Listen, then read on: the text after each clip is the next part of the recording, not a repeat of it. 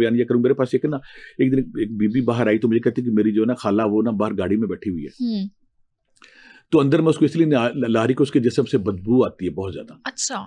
मैं क्या बदबू आती है? कहती है उसको हम परफ्यूम करते हैं, खुशबुएं लगाते हैं, लेकिन वो ना वो हम्म। जवानी में डॉक्टर थी, हम्म। सारी जिंदगी डॉक्टरी का काम किया, लेकिन अब उसके जिस्म से बदबू आती तो आपने गाड़ी में आके उसको दम कर ली। हम्म।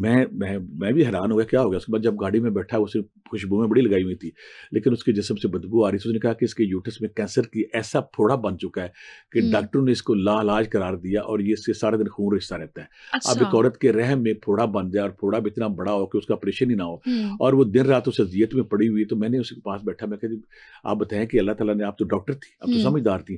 कहती आप हैरान होंगे कि मैं ना डॉक्टर भी थी, समझदार भी थी, सारी बीमारी को समझती थी, लेकिन जब तक मुझे समझ आई, जब तक मुझे पता चला, उस वक्त तक इसका साइज इतना बड़ा हो गया था कि अच्छा। मैं इसका ऑपरेशन भी नहीं कर सकी, इलाज भी नहीं करवा सकी। तो हम्म। लेकिन कहती कि मैं आपके सामने एक इकरार करती हूँ, उसने अपनी जो साथ बंदी आई थी उसको बाहर भेज दिया, मैं आपके सामने एक इकरार करती कि अल्लाह ने मुझे ये सजा क्यों दी। मैं क्या हुआ? हम्म।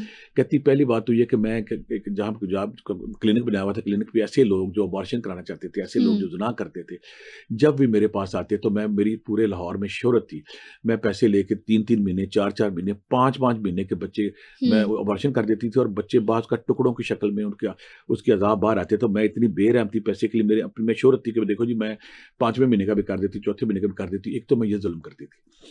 दूसरा, मेरे हम्म। पास कोई भी अगर जब बंदा आता था तो बीबी आती थी, मैं देती उसको नॉर्मल ऑपरेशन होना, तो मैं नॉर्मल ऑपरेशन के बजाय जान के उसका मैं ऑपरेशन कर दी। वो नॉर्मल डिलीवरी होती थी, मैं उसका हम्म। ऑपरेशन करके उधर ले जाती थी। अच्छा। 2 काम।